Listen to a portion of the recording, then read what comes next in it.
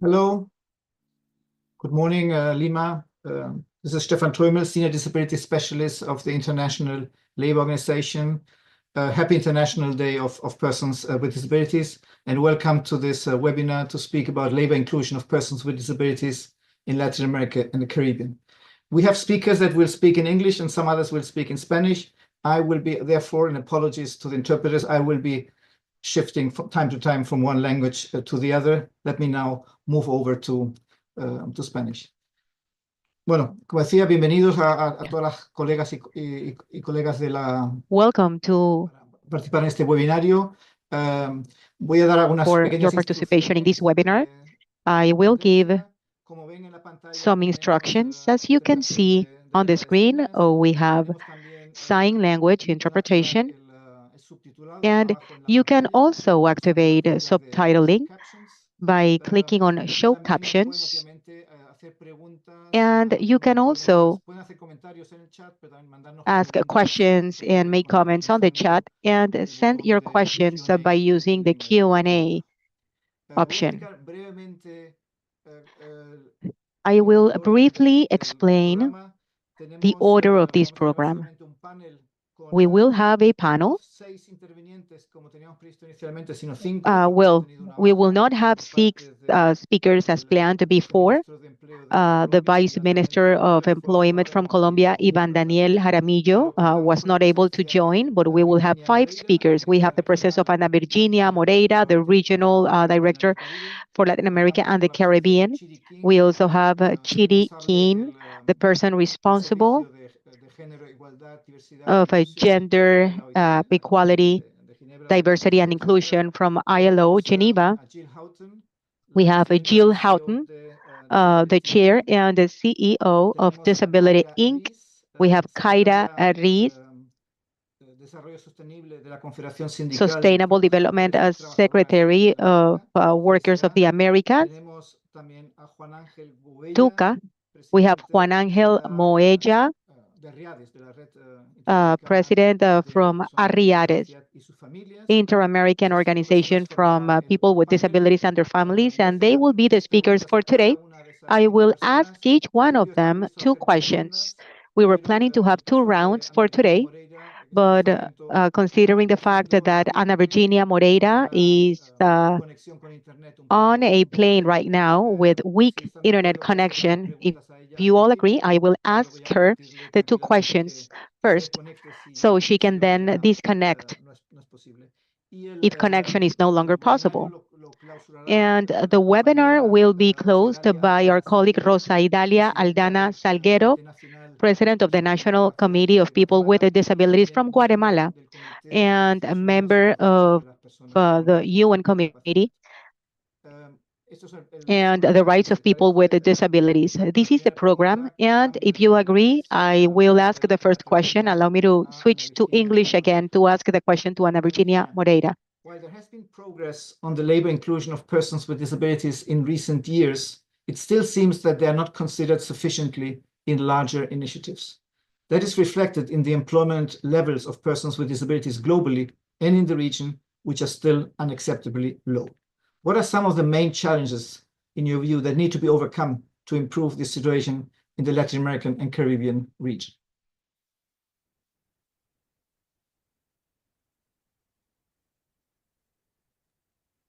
Stefan, me comenta el equipo técnico que Ana Virginia ha perdido la Stefan, señal. Ana Virginia seems to have lost connection. This is what I get from the technical team. ¿Está entrando nuevamente? I believe she's connecting now. Just a moment. I'm here. Can you hear me? We can hear you. Yes. I've just made you the first question. So if you want to answer the first question, over to you. Thank you so much. And first of all, sorry that I'm on the plane, but I was supposed to be in Belém right now, but we had a problem on the plane and I got late. But thank you very much, Stefan, for this important question. I will now switch to Spanish. Buenos días a todas y todos los participantes. Good morning, everyone. Thank you for joining this webinar, especially our tripartite constituents, representatives from the government, employers, and workers' organizations.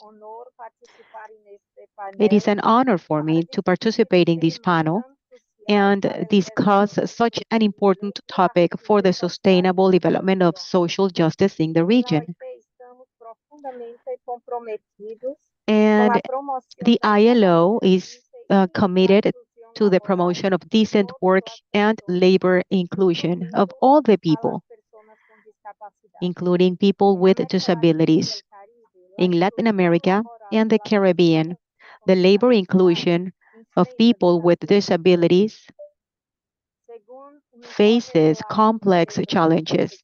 According to a UN report from 2024 on disability and the accomplishment of the SDGs, only in our region, 36% of people with disabilities are employed versus 61% of people with no disabilities, clearly showing the persistence of structural barriers.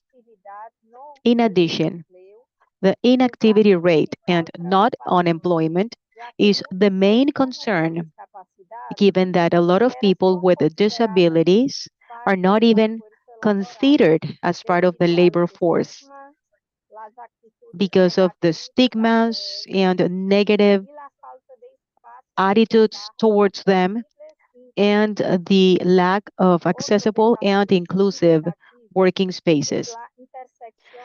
Another aspect is the disability and gender intersection. The UN report also highlights that women with disabilities face higher rates of unemployment. In Latin America and the Caribbean, only 23% of women with disabilities are employed, compared to the 46% of women without disabilities. This is a concerning piece of data, and 32% of young people with disabilities in the region are not working, not studying, and are not enrolled in training.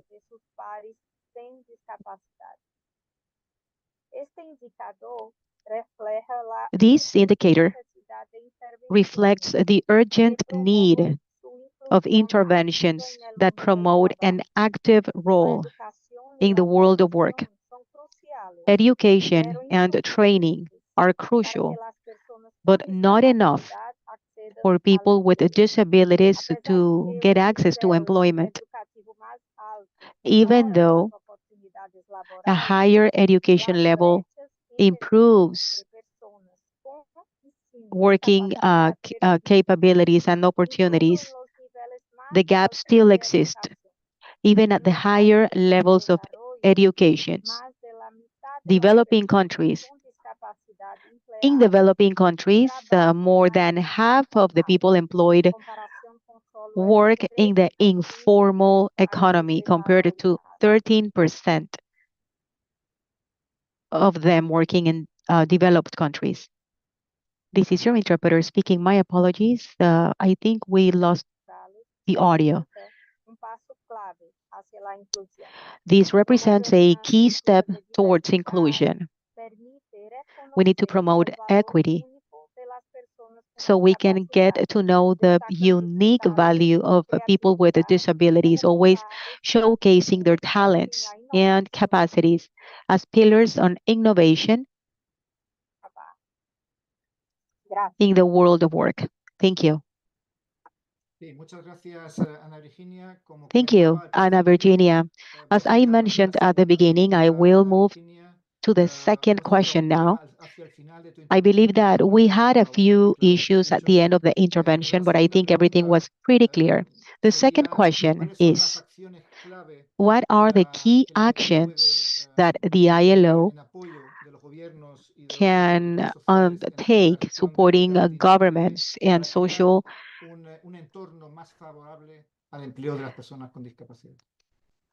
Social actors to create a better environment for people with disabilities. Tell me if you cannot hear me, okay? Thank you. Al español. Para la OIT, la inclusión laboral For the de las ILO, personas con discapacidad the labor es un inclusion of compromiso people with central. disabilities is a core Abordamos commitment, de tres a commitment that we promoción de address empleadores from three pillars: the a promotion of través de la employers red mundial de discapacidad en países through como different Brasil, networks in Chile, countries Perú, like Brazil, Chile, Peru, Argentina, Costa Rica, Uruguay, Argentina, Uruguay, Ecuador, and Dominican Republic. These networks promote inclusive practices that not only benefit people with disabilities, but also strengthen innovation. Evidence shows that enterprises become more resilient and productive. Second, the development of skills. It is important to ensure that people with disabilities have equal access to training on key competencies like digital skills. This means including universal design systems, ensuring that it responds to the demands of the current labor market. In enabling legal and political spaces, the ILO guides governments in the creation of policies allowing the social benefits, fostering entrepreneurship, and making sure that all the services are inclusive. We also work to strengthen the social protection systems, making sure that they support the transition into formal employment. And the ILO offers technical assistance to develop comprehensive and sustainable policies involving the governments and employers and workers. The ILO contributed with the second national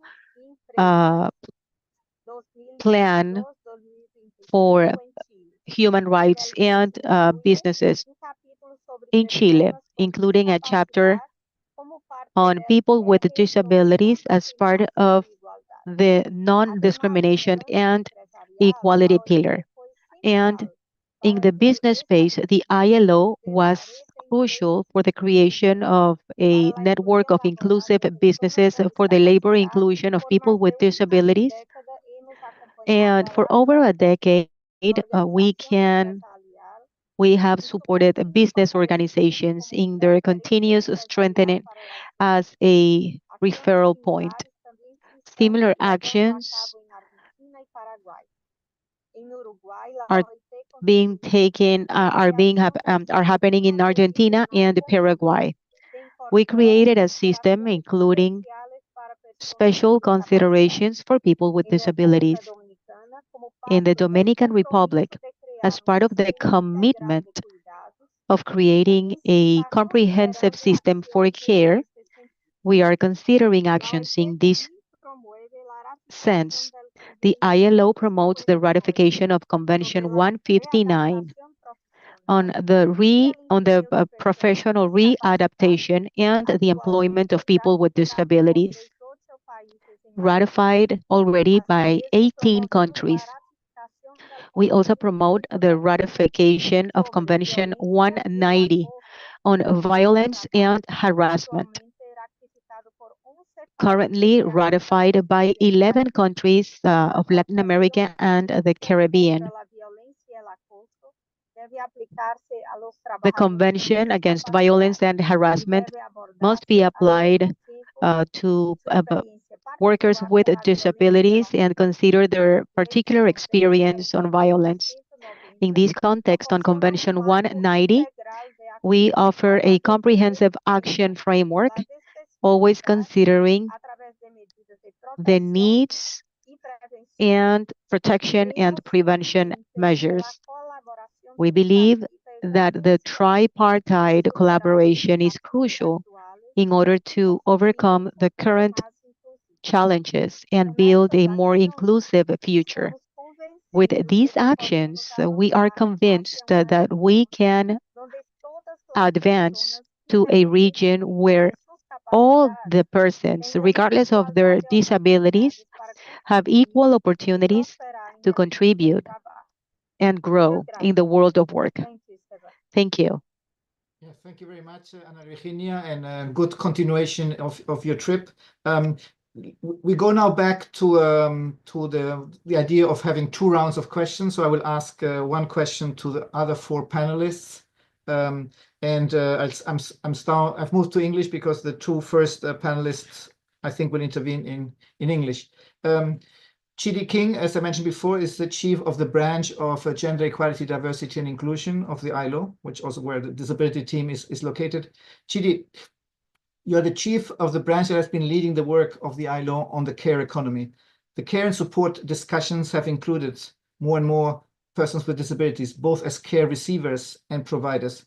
How can we further strengthen this focus, which also has an important element connection with employment? Thank you, Stefan, and warm greetings to all who are joining us on this panel, and happy celebrations of this International Day, which is really important. As Stefan, if I can start, yes, by saying that you're absolutely right, of course, in saying that perhaps there's been, or suggesting that there has been a strong tendency to view persons with disabilities primarily or even only as receivers of care and support. And this is, of course, an important focus. It's important to ensure that persons with disabilities, who, as we've heard from the regional figures given already by Ana Virginia, face higher rates of labor market exclusion than persons without disabilities, higher rates of employment, etc., receive the right type of support to enable them to participate in an equitable way in the labor market and to improve their labor market outcomes. It's equally important, for instance, for the design of social protection systems. So moving away from the association of disability with an incapacity to work, and instead designing disability-related benefits, for instance, in a way that enables and supports persons with disabilities to participate equitably in the labor market. Equally important, having this focus on the right type of care and support that enables persons with disabilities to lead autonomous, dignified, independent lives. And part of that, of course, is the ability to participate in the labor market, to have strong labor market outcomes, because as we know, work is such an important part of ensuring that autonomy, that dignity, and that sense of self-worth.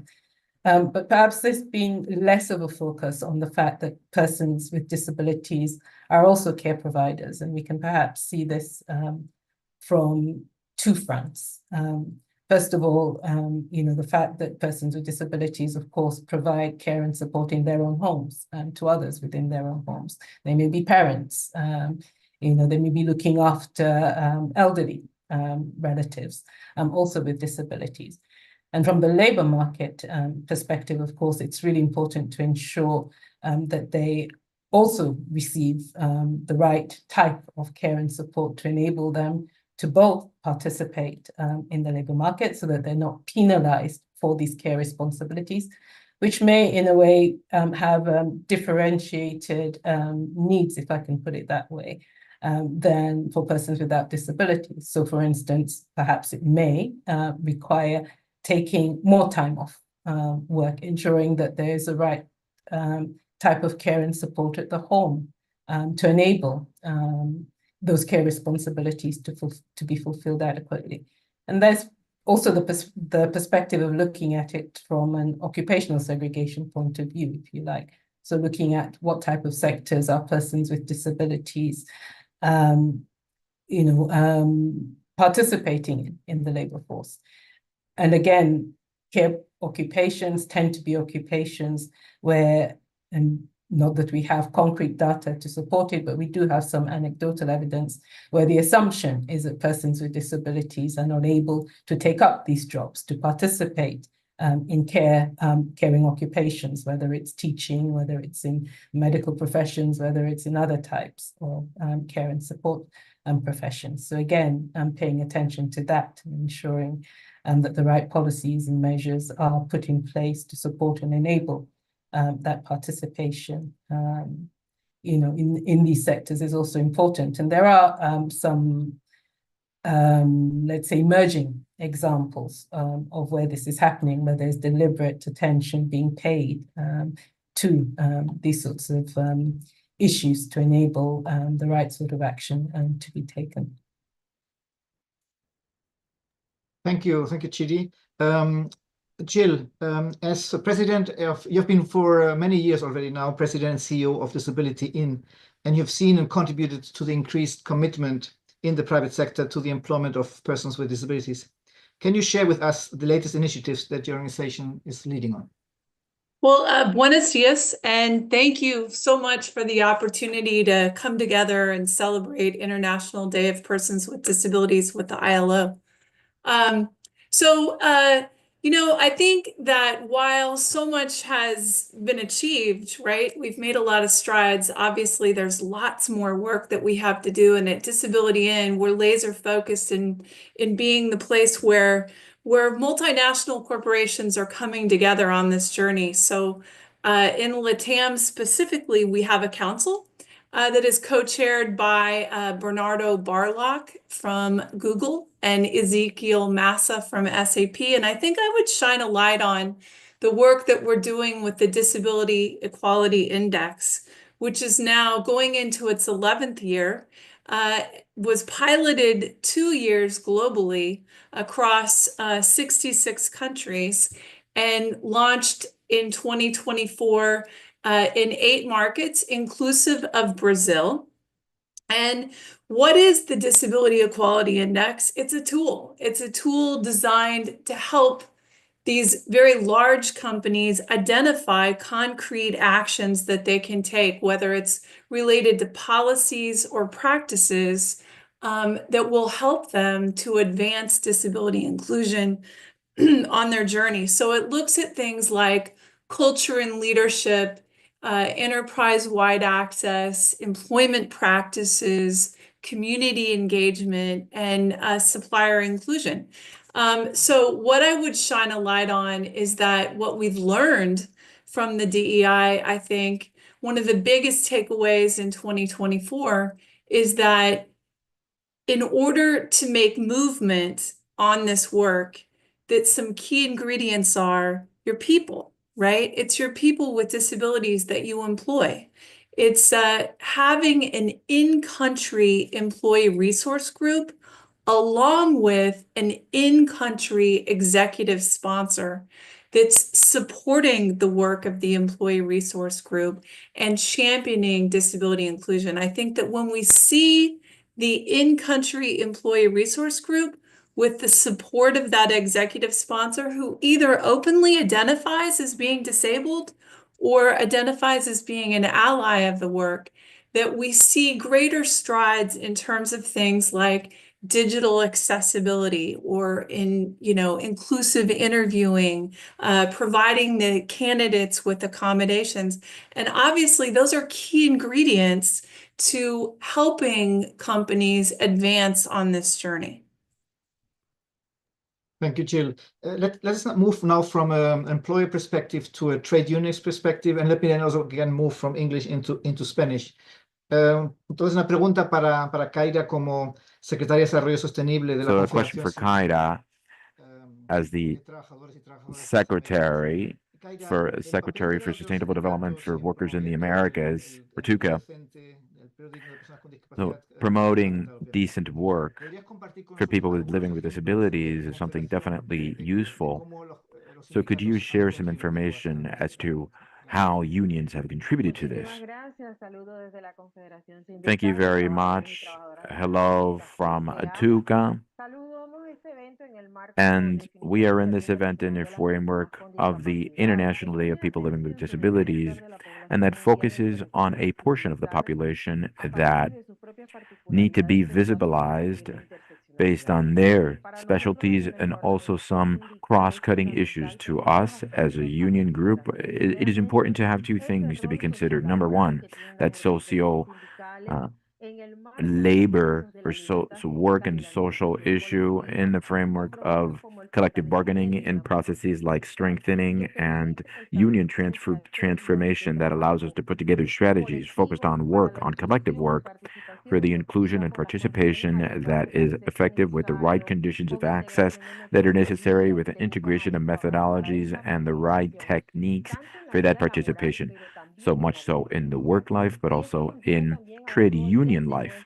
And this takes us to take a look at the role of our organizations. And this is some of the examples of what we do in our socio-political role in the framework of social dialogue stakeholders when it comes to putting together political public policies at a national level in the framework of social security that impacts directly the different regulations in the context of life, dignified life, and a life with access to work for people with disabilities and their different intersectionalities, because there is a differentiated impact on people living with disabilities if they are women, if they are of different races, if they are migrant people.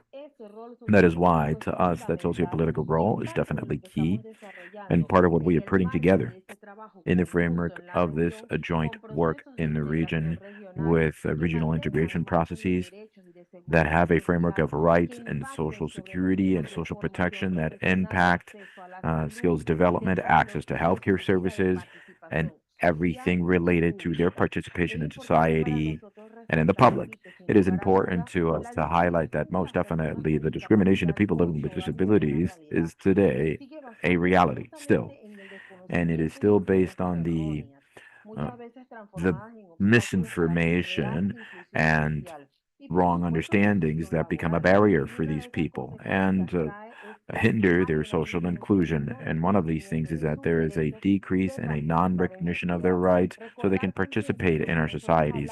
It is also important to mention that when we talk about accessibility, this should not mean or this should not have a privilege context, but actually just fundamental rights. And this is part of the role that we from TUCA have been fulfilling because of our growing concern. And we're trying to do some political action, trying to fight inequalities from an intersectional point of view. Thank you very much, Kaira. Stefan says, now I will go on to Juan Angel. He is the head of RIADES, is the umbrella organization for people living with disabilities in the region. So Juan Angel from ILO, when we work with the private sector, so we can promote the employment of people living with disabilities, we always suggest that they work with people living with disabilities in their organization. So you from Riyadis, what is your suggestion so this work, this coordination is more effective? Over to you. Bueno, primero que todo, muy buenos días. Well, first of all, thank you very Gracias, much. Stefan, por esta Thank you, importante Stefan, pregunta. for this important question. La verdad es que, Quite como frankly, presidente de la RIADIS, as the head of hemos Riyadis, observado que I la have seen colaboración that efectiva entre el effective sector privado collaboration y between the las private organizaciones de sector personas con and discapacidad organizations that cluster people living with fundamental disabilities para lograr una is verdadera key inclusión in order to laboral. reach real En labor primer lugar, es inclusion. esencial que las empresas First of all, it is nos key vean that como companies aliados see us estratégicos y as expertos en la strategic materia, partners no and solamente subject como matter beneficiarios. experts, not only as Las organizaciones beneficiaries. de personas con discapacidad Organizations of people tenemos living with profundo conocimiento disabilities sobre las have barreras a deep que knowledge enfrentan nuestros about miembros the barriers and obstacles that our members face, and the most effective solutions so we can overcome them.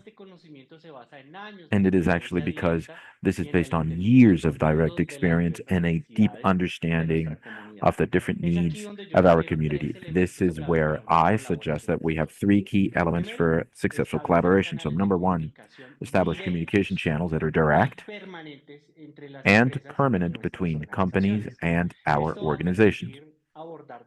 This will allow us to approach challenges in a proactive way and adapt strategies as they are necessary. Let me just give you an example. We've seen results that are very positive when companies designate a specific liaison to keep constant dialogue with organizations that group people living with disabilities. Number two, involve organizations of people living with disabilities from the beginning of any initiative that focuses on labor inclusion. Our participation should start with the planning phase, not after programs have been designed. This will allow that real needs of people living with disabilities be considered from the beginning. Our experience has proven that programs without our participation from the beginning end up needing a lot of major adjustments, which ends up translating into higher costs and taking more time, which can affect long-lasting relationships.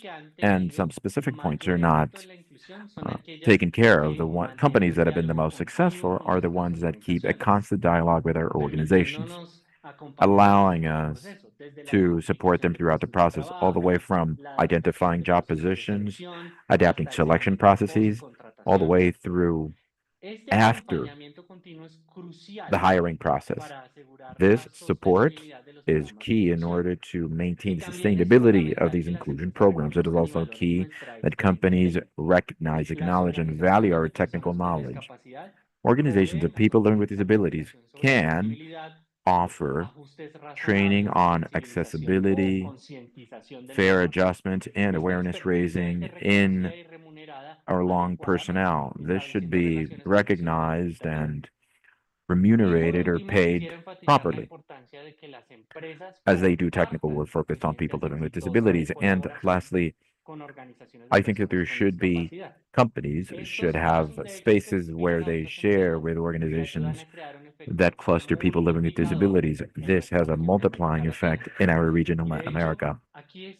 As a matter of fact, here it is actually very important to understand what kind of challenges we are facing and what are the real practices that help us so we can overcome these challenges and take it from theory to practice. Thank you very much.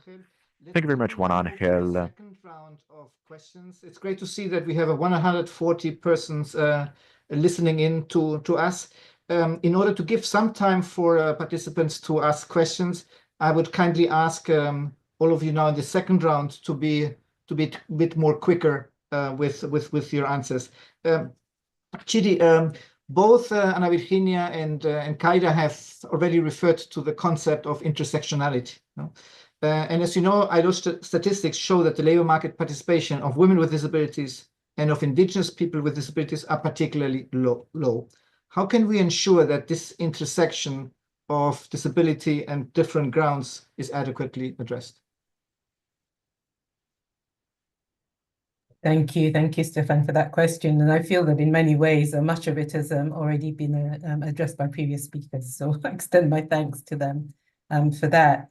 I'd say a couple of things briefly or quickly. And one is just as, in relation to the previous question you asked me, we do need more research, more data, more information around the question of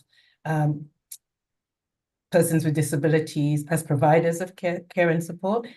I'd say the same in relation to unpicking and understanding intersectionality, recognizing that the impacts of discrimination and exclusion are compounded when they intersect is an important part of that factors such as ethnicity, race, gender, and indeed social origin or class can interact with disability to compound a person's experience of discrimination and exclusion is a vital step.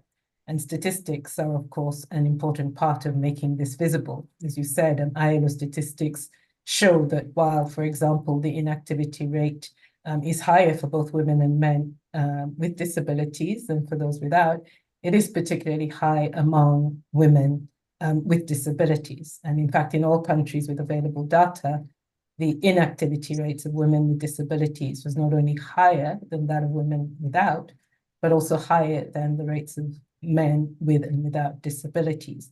And if we don't have that visibility on the issue, it's very difficult to address the issue. Same can be said, for example, about the gender pay gap. So in countries that do collect and disaggregate data on the wage gap beyond sex, we see that this gap is larger for women with disabilities and racialized and indigenous women. So having that information at the fingertips of policymakers, for example, is crucial in order to be able to craft the right policies. Making this visible allows us to more accurately zoom in on the structural barriers and ultimately devise the right policy and other approaches to effectively dismantle those barriers and move towards substantive equality. And this may require interventions along several fronts: education, employment, access to vocational training and skills. We've heard this from other panelists. And it can also include targeted measures, of course, to redress historic discrimination, such as affirmative action measures. Improving the ability of governments, of national statistics offices to collect and disaggregate data along different characteristics is also an important part of that.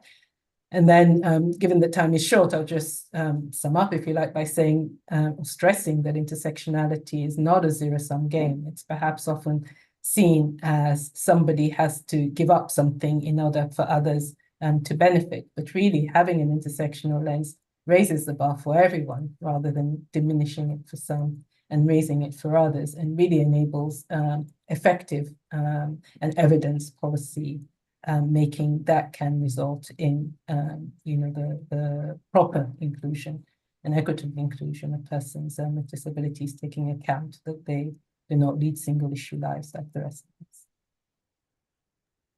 Thank you, Jill, for addressing this very important issue. Jill, over to you.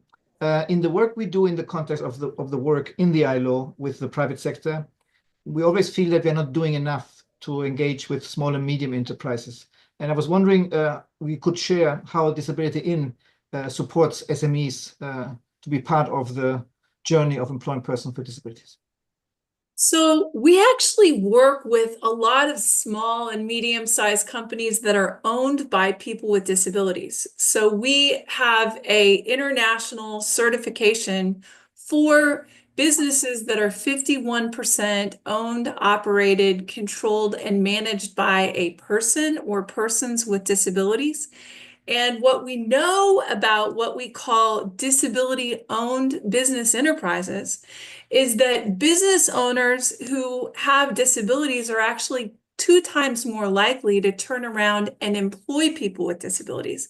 So we do a lot with these entities around helping them gain access to capital, helping them develop and build their capacity.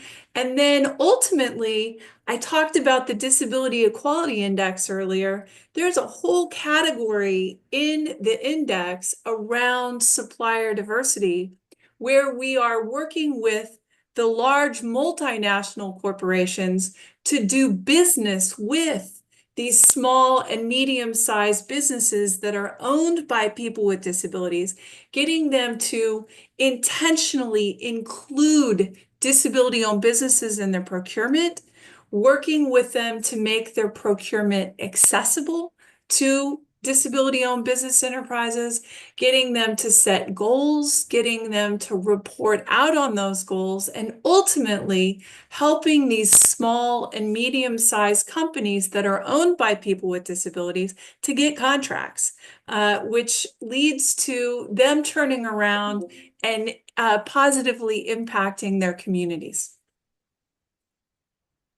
Thank you, Jill, very much for that.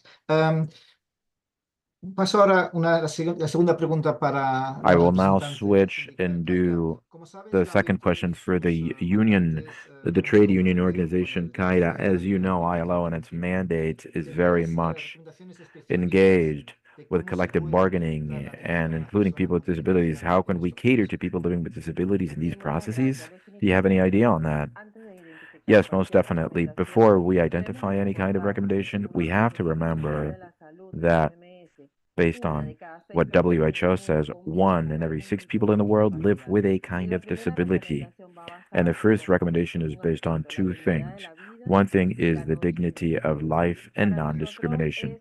To us, it is key to insert in collective bargaining any national legislation that focuses on companies' obligation, whether public or private, to include a portion for people living with disabilities, but not necessarily that, but actually use a collective bargaining items or disposition so we can increase the number of people that are hired, people living with disabilities. Also, hiring people that live with a disability, we have to establish clearly how they will be hired and also have more proper job positions that will be filled by people living with a disability in the framework of decent work programs with dignified wages and social protection in the workplace and remuneration for their job position. When these are formative contracts for people living with disabilities, we have to serve as specific indications when it comes to age, retirement age for those type of contracts, and adjustment to different training programs based on the disability level of the person so we can allow them to get trained and do skills development throughout their lives. Additionally, we advise to include clauses in collective bargaining agreements where they increase the number of people who are hired in this modality and train people to do without limitations in hiring people, and people who live with disabilities who are hired or who are being trained for a position can get fixed positions and there be no restrictions and avoid having people only be hired for temporary positions and avoiding exploitation and labor discrimination. That is why it is key to us that from the trade union movement, there are trade union training activities and skills development activities that include people living with disabilities, and we reject anything that dehumanize social protection systems, healthcare systems, and public-private healthcare systems, where we've seen oftentimes that there is a high increase of cost and the quality of services decrease for people living with disabilities.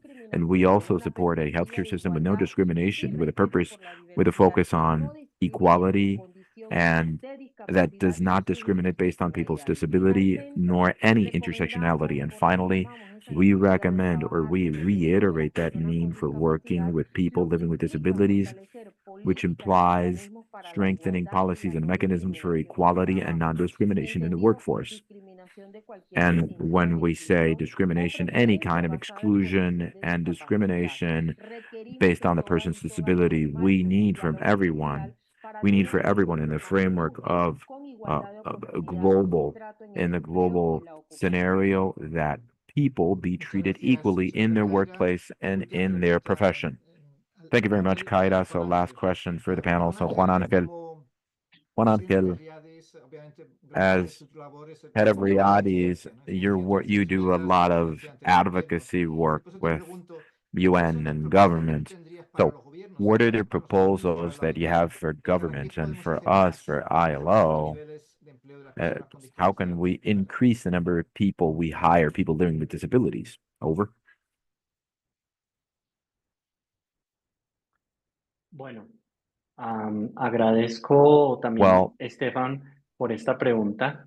I thank you, Stefan, for this question. aborda aquí un tema que es This fundamental question para nuestra tackles región. an issue that is key for our region in Desde Latin la America. Riades consideramos que From hay Riades, áreas we believe that prioritarias there are donde several tanto el priority sector areas público where como the la public OIT sector and deben ILO fortalecer su trabajo para mejorar el can empleo de strengthen their personas work so con they can discapacidad. improve the number of Para el jobs sector for people living with público es disabilities. urgente fortalecer For the los public marcos sector, normativos y su it is implementación important to efectiva. strengthen Si regulations. bien muchos países tienen leyes de and their structures. While countries have different quotas for the inclusion of people living with disabilities, we need more robust surveillance mechanisms and compliance mechanisms, and experience tells us that having good laws is not enough. It is important to have effective follow-up systems and sanctions that are dignified, focused on compliance.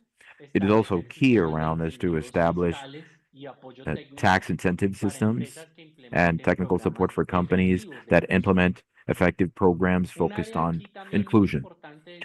A very important area here is education and skills development. Governments should guarantee that people living with disabilities have access to training programs that are quality programs adapted to the current market demands, labor market demands. This means digital skills and new technologies. The digital gap is particularly affecting our community and needs urgent attention in the current context in the transformation of the workplace. Public services for labor also need to be strengthened. They should have trained staff members on disability issues and have available tools, accessible tools for labor inclusion. The articulation between these services and organizations of people living with disabilities is key for its effectiveness. Now, as ILO, we value your leadership in promoting decent work for people living with disabilities. However, we propose 3 areas where you can strengthen your work in the region. First, increase technical assistance programs for governments, especially in developing active work policies or labor policies that are truly inclusive. ILO can play a key role in transferring best practices between countries and strengthening institutional or doing institutional capacity building. Also, strengthen generating data and gathering data focused on people living with disabilities, because the lack of data prevents us from putting together good policies. We need disaggregated data that can give us a clearer idea and can measure the policies that we've implemented. Number 3, promote more social dialogue, spaces where organizations of people living with disabilities can actually participate in a same playing field as other social stakeholders. The perspective of our movement is key for the design and implementation of effective policies. And lastly, it is important that the public sector and ILO can ensure that your own labor practices are consistent when it comes to including people living with disabilities. The leadership of both organizations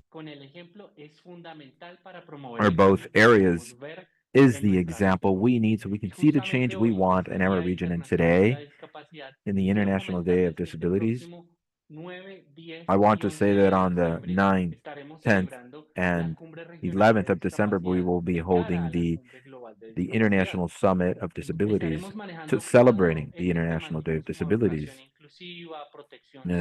like social protection. And one of these is labor inclusion and economic inclusion, where different spaces, different areas will meet. This will be a space where we will meet in Rio de Janeiro, celebrating the International Day of Persons with Disabilities. Close to the end of the webinar. We have 2 questions, which the first one I will ask Jill to answer, and the second one I will ask Juan Angel to reply to. The question, Jill, that we have received is from a colleague who is aware of the work of the National Business and Disability Networks in Argentina and Uruguay, which are connected to our Global Business and Disability Network in the ILO. I must admit, I'm very positively impressed by the work they do. But the question comes from the fact that these networks most only work within the private sector. They don't work with other stakeholders. No? So I was just wondering, what would be your reaction when you hear should employers also work with others, or do employers also need a safe space sometimes to have their own business-to-business discussions? So thank you so much for the question. And I think that I'm working on my Spanish, but I would say juntos podemos, right? Like together we can. And I think that that's really important that companies not just work with each other, while companies learn a lot from working with each other. There is great value in working with all stakeholders. And companies rely on building those partnerships with NGOs, with government, with all the diverse stakeholders to advance on this disability inclusion journey. I don't think anyone can do it alone. Thank you, Jill. Juan Ángel, la segunda pregunta que hemos recibido So es Juan sobre Ángel, the second question we got is coming in from a colleague from the ULAC, the Latin American Union on this. But basically, we see that women, so that people that are not living with disabilities have lower employment rates than people living with a disability. Any comments as to how we can approach the situation of women? Gracias, Stefan, y también gracias a nuestra Thank you, compañera del Stefan, aula. and thank you Es una to muy our buena colleague from pregunta, ULAC. porque aquí se This trata is a no good solamente question de because inclusión de personas con here we're discapacidad, talking about sino including velar people en living with corregir la disabilities, but diferencia. also Como ya se uh, mencionaba make previamente, sure that there is existe gender todavía equality. esta brecha de género, We tanto still en have personas this con gender discapacidad gap como en personas for sin people living with discapacidad. disabilities and people Debemos who are living trabajar without por a brindar disability. herramientas que We have to permitan work esta towards inclusión, esta including equidad, tools that allow this que inclusion and this las mujeres puedan equality estar so that women incluidas en este entorno can laboral. be Y included para in this eso work también se environment. requiere And formación. for it, Se there is requiere que training todos needed. los grupos We need that subrepresentados, no all solamente personas underrepresented ciegas, groups, sino not todos los only grupos subrepresentados que people, existen al not interior only de la people who discapacidad, have a puedan recibir la vision impairment, but capacitación all people de living with una manera disabilities can equitativa, que puedan get desarrollar este information and tipo de training in an habilidades que equitable way, and requieren they en can el develop the campo, different y skills that también are que las needed in the empresas labor puedan market, conocer and acerca de cómo that hacer este tipo de companies can inclusión also laboral. learn how Entonces, to es una foster this type capacitación que of debe ir labor de doble inclusion. vía, So tanto para I think empleadores this is como a para two-way empleados. learning effort Por for eso la employers importancia, and entonces, de seguir workers. contando con So that is nuestras why we OPDs have to para que como continue to OPDs estemos work with conectados our todos dentro del OPDs ecosistema laboral or y que PDOs, so we are podamos all hacer inclusión. connected in the Gracias. labor market and we can actually Muchas gracias, achieve Juan that Ángel. inclusion. Thank Y you. yo creo que eso también, de Thank you alguna very much, manera, Juan nos Angel. responde a Stefan la segunda says, pregunta I que think this ya answers nos the ha third contestado question. rápidamente. I will Es answer una the pregunta question sobre quickly. It's that question de about, Perú y que nos pregunta sobre que no hay we got it suficientes, from que no hay Peru, suficientes and they acciones highlight dirigidas a that las there personas are not autistas. Yo creo que lo enough que decía Juan Ángel es importante. Hay actions que hablar, focused hay on que people who establecer are los puentes autistic. What Juan Angel entre is los saying is that we have empleadores to build those bridges y las between organizaciones de personas con discapacidad, incluidas mujeres employers and people autistas. living with Tenemos disabilities, que including people explicar with mejor autism, cómo and we need cómo to se hacen do a esos better, ajustes give a better razonables que explanation requieren las of the personas autistas, adjustments tanto en la that autistic formación, people en la need educación y in en el their empleo. training and their education, and Sabemos que also in existen formaciones y employment. educación We know que that without training and wwithout education, employment will not be decent en ninguna employment, realidad. or Si me decent employment permite, will not entonces become a pasaría reality. a dar la So, palabra if you would allow me, I will give the floor to the person who will close the webinar. It is a great pleasure to give you the floor, Rosa Idalia. She is from Canadi in Guatemala, also a member of the UN Committee for Persons Living with Disabilities. Thank you very much. And first, I would like to thank the organizers, ILO. Thank you for having me. It is definitely an honor to share in this panel with men and women who have historically put on a big struggle to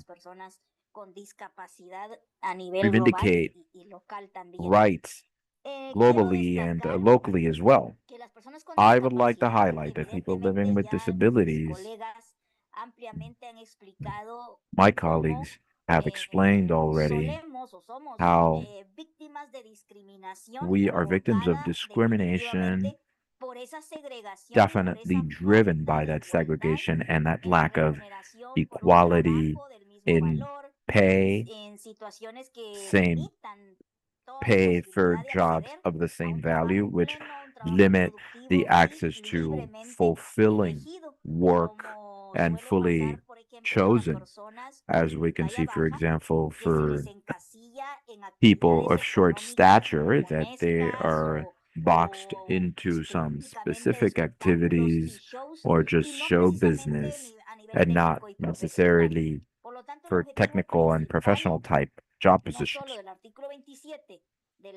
Not only in Article 27 for on the Convention of People Living with Disabilities, but also item number 8 that was adopted by the committee, and they focus or they shed light on the specific obligations of party states around these processes and these inequalities that are connected to employment and dignified work. So the convention talks about the principles around work and persons with disabilities that have to be respected by party states so they can guarantee access to decent work for everyone with the same pay for the same work and reflect that real will to have equal and favorable conditions for everyone. They also reiterate the access to the labor market and work positions that are free to be chosen and an open and inclusive labor market accessible to everyone. It is also key to eliminate and to deconstruct those barriers, those aptitude barriers, and demystify the idea that people living with disabilities cannot be a member of the active economic workforce. In Latin America, we're missing out on about 3 to 7% of the GDP since we are not investing or opening up the labor market to people living with disabilities and including them in the labor market and in formal employment positions. That is why employers and authorities at a local level should take on that challenge and bet on inclusive work and education in a sustainable way and permanent to ensure now in the present and to ensure for the future a progressive awareness raising and to have that personal identity and look into those capabilities and aim towards and awareness raising so that people living with disabilities and their groups can help them reach that as they've done so. That inclusion and the analysis that some of the analyses that my colleagues have shared on intersectionality is definitely key. It is important to pay attention to that because women living with disabilities are underrepresented, and our levels of access are under the rest of the numbers when it comes to equality. If we mainstream Article 24 and Article 27, because education and work are two elements that put together a democratic society, and this is closely linked and correlated in order to get those equal opportunities and accessing dignified work. If we get all the qualifications, we will have all the necessary qualities so we can be more effective and be able to enjoy full employment. So we want to cross-cut, mainstream, and intentionally mainstream Articles 27 and 24 of the Convention to really guarantee the actual exercise of dignified, just work and equal conditions for everyone so that people living with disabilities, just like I said a moment ago, so we can all be a part of that economically active group in society. Strategic collective bargaining is important from the social security point of view, from the trade union point of view, from the solidarity workers organizations, from the state, and from the employer sector. This is all important so we can approach the labor market and so that people living with disabilities can have access to employment, to dignified employment. It is also key to strengthen the data so we can strengthen and create employment policies that have been adopted by states, as well as creating policies in the absence of any policies, and create these policies so we can incorporate people living with disabilities so they can get dignified work.